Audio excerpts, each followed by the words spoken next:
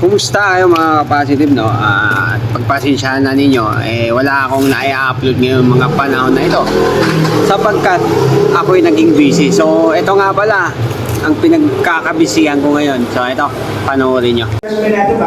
So, may coffee and water and bread po. If you want to grab yours po, it's free of charge.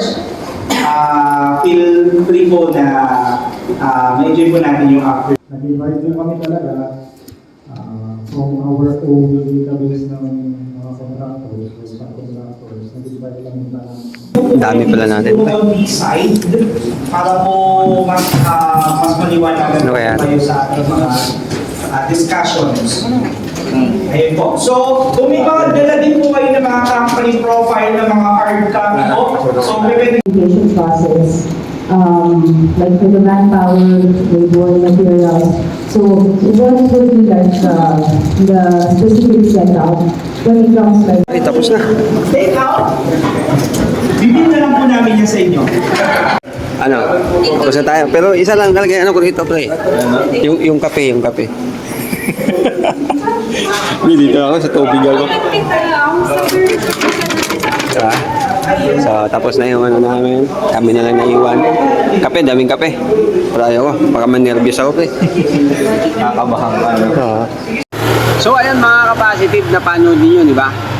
So, masarap naman sa pakiramdam, no? Na, ayun, nagkakaroon tayo ng mga opportunity na gano'n. So, pero ang nangyari lang po mga positive, naramdaman ko doon sa loob, no?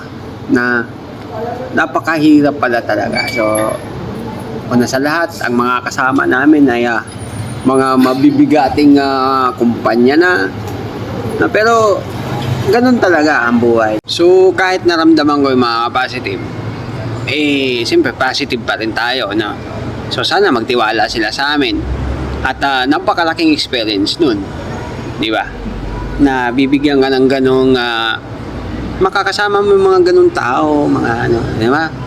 Kahit hindi tayo nakapagtapos ng high school, ang mga katabi natin, bachelor ng engineer, di ba? Mechanical engineer. So, tayo, experience lang ang ano natin. Pero, pagdating naman sa idea o sa ano, sana magtiwala sila na kahit walang papel, makukuha pa rin namin. So, mabibigyan ba rin? So, kung mayroon man tayong pagkatiwalaan, una-una sa lahat, ang nasa taas. So, ayun mga kapatid, positive pa rin tayo. Think positive lang tayo. No? So, sana hindi man kami makakuha ng project doon, pero nagkaroon kami ng experience, no? So, sabi nga nila, try and try until you succeed, di ba? Mga positive. So, hanggang dito na lamang and check out.